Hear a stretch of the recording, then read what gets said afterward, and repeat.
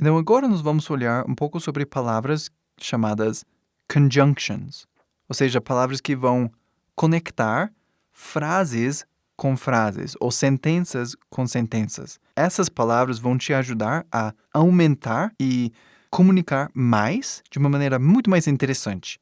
Então, essas palavras são bem simples e já usamos de propósito, né, em várias sentenças, mas agora vamos olhar com mais detalhes. Então, essas palavras são and, but, or e so. Então, aqui vamos colocar and, but, or e so. Então, vamos agora olhar as traduções. And significa e, but significa mas, or significa ou e so significa tipo então. Entre esses quatro, esse aqui talvez seria o mais difícil de traduzir para o português. Não porque ele é difícil, mas é porque no português tem várias palavras que no inglês só temos uma. Ou seja, é muito fácil quando você fala do português para o inglês, é muito simples. Mas do inglês para o português, às vezes fica um pouco mais complicado. Exatamente onde eu estou encaixando essas coisas. Mas, sentenças, né? Bem simples. Vamos fazer algo um pouco diferente de dinheiro, né? The bank is closed. Essa sentença significa que o banco está fechado. E a outra sentença que podemos usar é the bank is dark. Aí significa o banco está escuro. Então, quando falamos, não falamos dessa maneira, né? Nem no português, nem no inglês. Não falamos o banco está fechado. O banco está escuro. O banco está ali. Tipo, ninguém fala assim. Mas não falamos dessa maneira no inglês, nem no português. Então, nós iríamos juntar essas duas sentenças, né, usando uma palavra assim, de and. Aí poderíamos falar uma terceira sentença, bem mais interessante. The bank is dark and closed. Ou the bank is closed and dark. Tanto faz. Juntando essas palavras. Mas vê onde é, né? O que eu estou tentando mostrar aqui é onde você coloca o and. No inglês, and vai entre coisas, tipicamente. Ele vai aqui, nessa última parte de objeto, ou aqui, nessa parte de sujeito. Ele não vai aqui no meio dessas palavras com verbos. Talvez isso seja óbvio, mas às vezes ele fica bastante confuso. Onde eu vou colocar isso, né? Ele vai aqui nessa terceira parte da sentença ou no início da sentença, nunca no meio. Por exemplo, mais um par de sentenças aqui. My father's computer is broken. My sister's computer is broken. Aí podemos juntar essas duas coisas. My sister's and father's computers are broken. E aí, algo mudou aqui. Eu fiz isso de propósito. Então, nessa sentença que fizemos de bank, né, só tem uma coisa, o banco. Aí a conjugação é para essa terceira pessoa singular, né, porque é singular, é uma coisa só. Aí, is. Aqui também é is, um computador. Aqui também é is, porque é um computador. Aqui usamos and. Temos sisters e do pai. Aí são dois computadores. Aí não é mais singular, é plural agora. Então você tem que trocar. E se torna are, que é o plural. My sister's and father's computers are broken. Entendeu?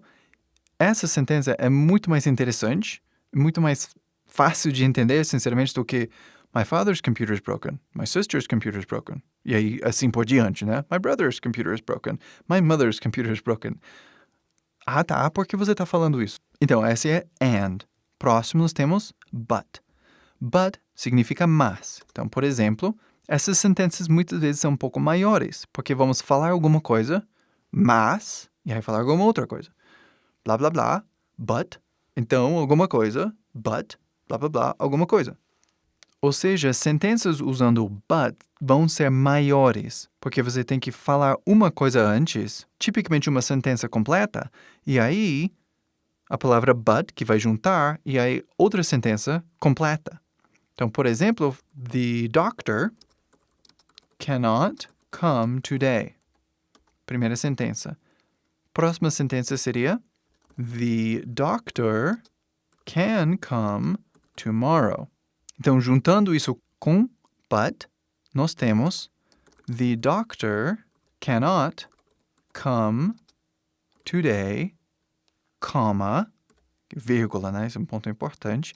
E aí juntamos but e colocamos outra sentença. The doctor can come tomorrow. Mas aí tem outro variável aqui, né? Tipicamente não falamos assim. O médico não pode vir hoje, mas o médico pode vir amanhã. Tipicamente, em vez de repetir the doctor, nós vamos falar ele.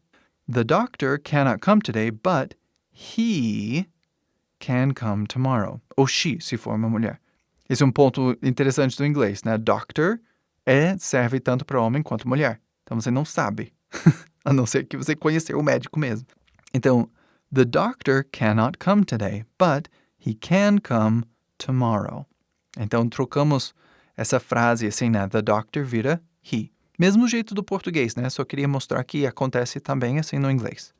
Próxima sentença. Or. Então vamos olhar duas sentenças.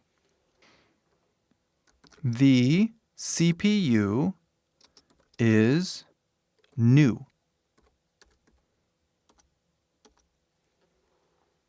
Eu vou explicar o que é CPU daqui a pouco.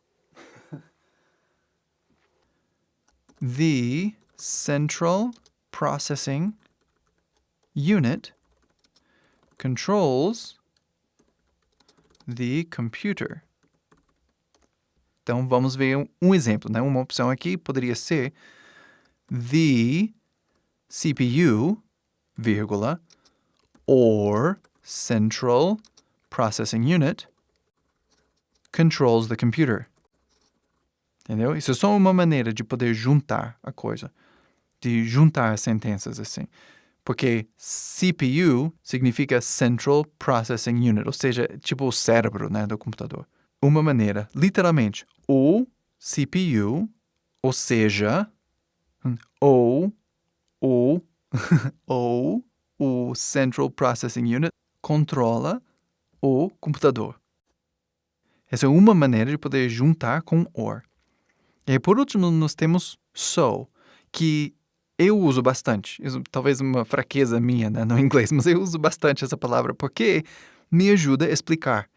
E, especificamente, o so muitas vezes é usado tanto para introduzir algum tipo de explicação, alguma informação nova ou algo assim. Ele está falando. Aí você fala, então, nós vamos passar para essa outra parte. Então, blá, blá, blá.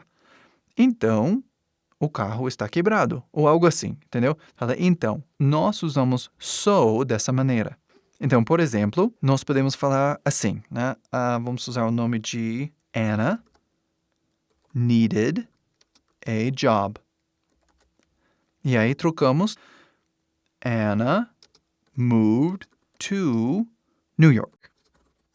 E aí juntamos essas duas coisas.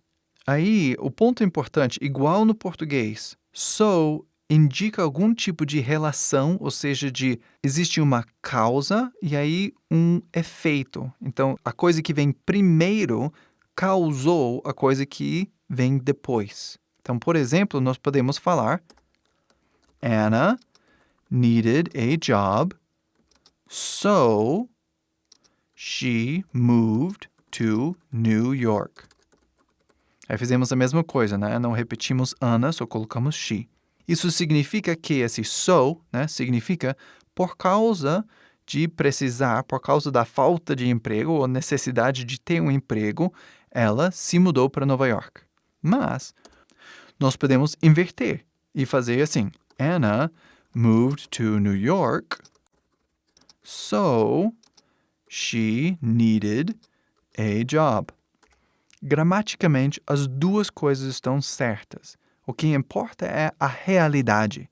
E não sabemos, né? Porque eu não conheço Ana, né? Só inventei a sentença. Então, nessa sentença, Ana estava precisando de um emprego. Ela morava em algum lugar e não tinha, e, portanto, ela foi para Nova York. Então, essa sentença significa isso. Essa sentença significa que ela foi para Nova York por alguma razão, não sabemos por quê, e por estar lá, em vez de onde ela estava, agora ela precisa de um novo emprego. Entendeu? Gramaticamente, as duas sentenças estão perfeitamente aceitáveis. Mas o so age como liga, né, de indicar que uma coisa, primeira coisa, causou a segunda coisa.